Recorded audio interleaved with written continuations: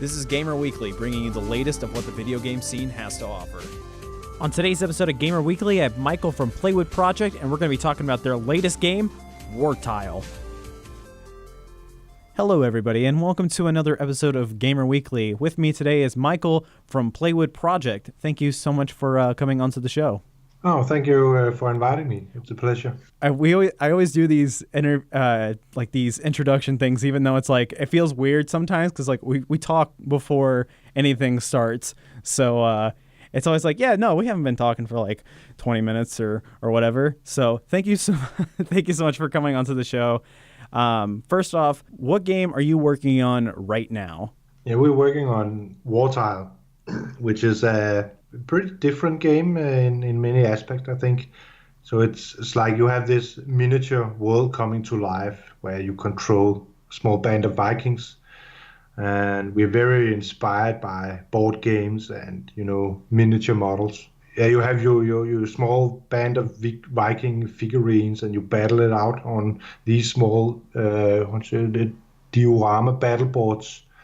Which each has like its own visual theme. They're kind of small boxed worlds, and they have like trees and mountains, and you place your small miniature Vikings in there, and there will of course be enemies and stuff like that.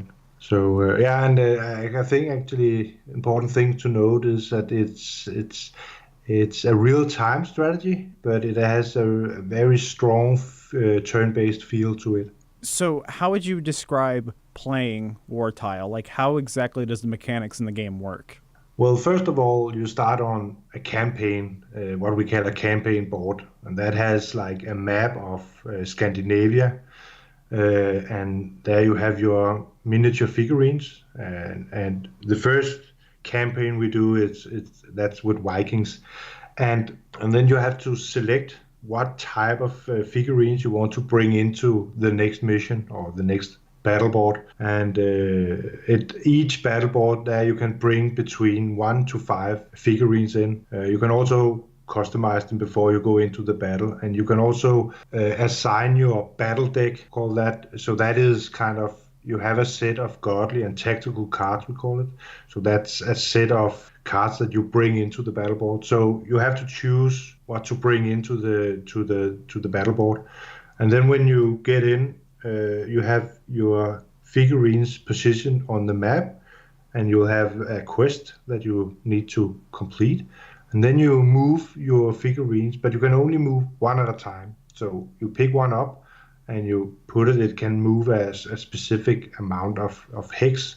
So everything is hex. So you have like these tiles in the level. So for example, a normal Viking, he can move 4 tiles, and then you move in 4 tiles. And then the moment you have made an action with him, a small cooldown triggers, and you cannot move him again for a few seconds. So you move the next one, and that gives a very unique game flow, because you kind of move your pieces one at a time. So you take one and move this one, and take the next one and this one. And then when the battle starts, you are approached by enemy Vikings or English soldiers or something like that. Then during the battle, you still have to like pick one figure up and put it down. So it's just like, it's like a turn-based game, but without the turns. So you still move in turns, but they are like in a constant flow. So everything is moving, the action is keep going. You don't have to make a turn and then sit and wait for the enemy to make his turn. It just moves along in a steady but still a pace that's kind of broken up a little bit, giving you time to rethink your next move and so on. During that, you have these godly and tactical powers, which can be like a huge lightning bolt striking down from Thor's hammer down into the board or to an enemy figurines. It could be like blessings and healings and unique powers that angers the Vikings, and they fight a little bit stronger and so on. But you also have each unit or each figurine you have, they also have like a special ability. So there's different classes. You have like the spearman, you have a warrior, you have an archer, you have a brute, which is like a huge Viking with no armor and he's like bare skinned or so we don't have. I have clothes on, of course, but no chainmail or anything, and but with a huge axe. And each of these figurines have like the special abilities and functions. So you have the warrior. He has a shield and an axe. That makes him really defensive. So he's really good to put in front to take all the blows. And one of his abilities is like the shield wall, where he hides behind his shields and can take all the bashing in the world. You have the spearman with a long spear that is light armored, so you don't want him to be too much in front. So you want to have him one tile back because his spear can actually reach 2 tiles. So in that sense, bringing the warrior and the spearman together, that gives you a really good advantage. And then you have the brute that is there for hitting hard and break enemy lines. And the archer, of course, in the back, firing a rain of arrows on the enemy. And we also have 2 other classes coming up, but I'm gonna hide those for some time yet. So was there a certain board game that you guys played that made you go, we should make something like this? The original inspiration was to create, the intention it was to reproduce the feeling of playing a board game. I played a lot of board games, especially as a child, but it was not just board games. It was like Dungeons and Dragons, and playing with miniature figurines or tin and plastic soldiers. The thing where you, as a child, sits and you bring a character figurine up and say, "Oh, I'm gonna fight you," and then you take his enemy and and they fight it off, and then another one comes in from the side. I think a lot of us have done this as kids, making these landscapes or either in our imaginations or actually build them with whatever we had nearby. And I think that's the original inspiration, is to create this universe, this living miniature universe with these figurines and this battle board, inviting you to go and play with it, to pick up the figurines and move them towards another figurine, and they start fighting because they fight automatically. They also kind of interact with you as a player, complimenting you if you did something good. They celebrate if they just killed an enemy. They start whining if you move it too close to an enemy paladin or a really heavy. If you take an archer and put next to a really tough-looking English soldier, he'll whine and say, "No, this is a bad idea." Okay, I'm actually not sure we're going to have the dialogue in it, but he'll whine probably in Norwegian if it's a Viking, but he won't be satisfied. So they are kind of also responding to what you do as a player or as this controller of this thing. So in regarding to the experience you get when you play Wartile, it comes from a sensation of this play you did as a child. So are you going to be able to actually customize the figures in the game? Yeah, yes. You'll be able to unlock a lot of different type of equipment, weapons and armor pieces and stuff like that, even stats that you can apply to your figurines. And they'll also raise in levels, allowing them to put on cooler stuff or allowing them to wear certain types of armor and things like that. Yes, so you'll be able to progress the individual figurines and also change weapons and helmets and shoulder pads and stuff like that. So how long have you guys been working on Wartile?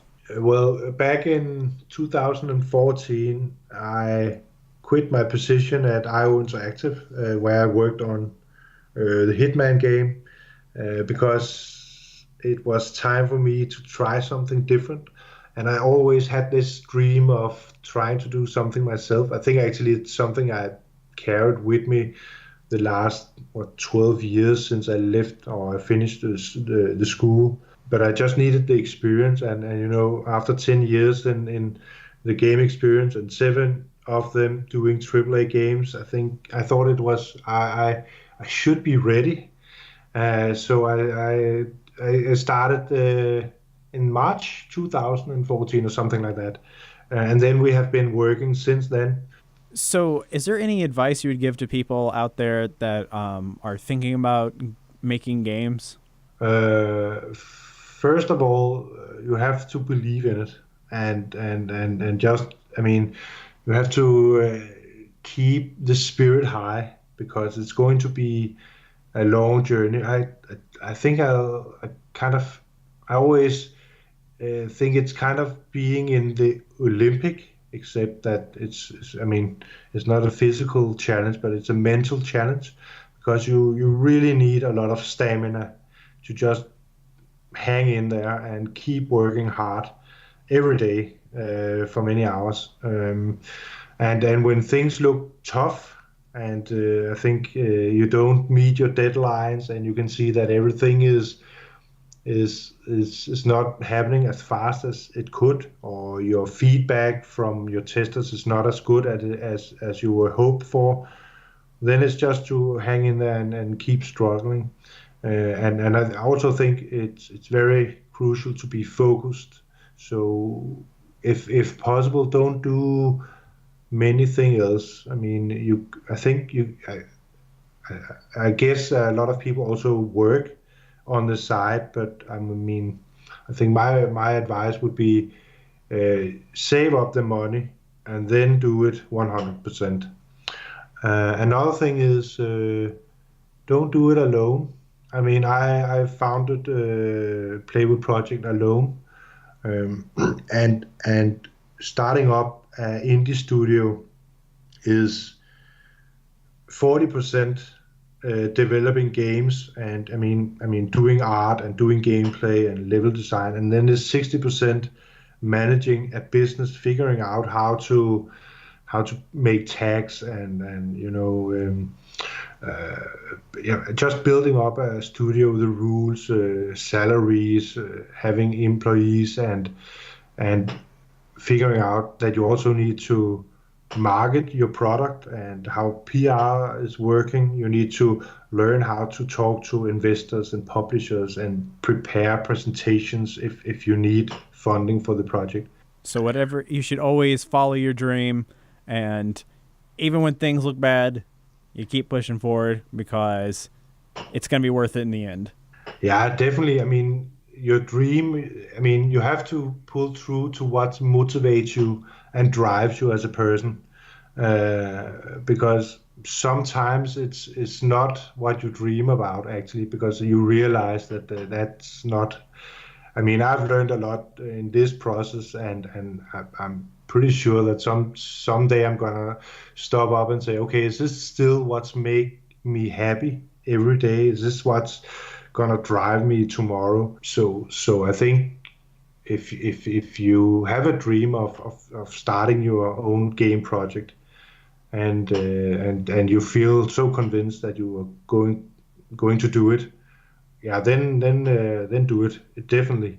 But keep asking yourself if it makes you happy, if it makes life good, because maybe it doesn't after a while, right? So you always have to ask these questions. When is Wartile coming out? Yeah, we haven't publicly announced anything yet, but we are strongly looking at releasing the game for early access already next month in March.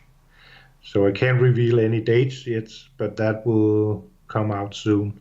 So everybody out there, definitely add it to your wish list. It's going to be out sooner than you think. Thank you, Michael, so much for coming onto the show. If you guys want to check out more stuff about Wartile, check out wartile.com, where you can find everything about Wartile. You can like them on Facebook as well and visit them on Steam. Once again, Michael, thank you so much for coming onto the show. And if you enjoyed Gamer Weekly, like us on SoundCloud, Google Play. I don't think you can like on Google Play. You subscribe on Google Play, and subscribe on iTunes as well. So reblogging and liking and subscribing definitely helps the show. Thank you guys so much for listening, and goodbye.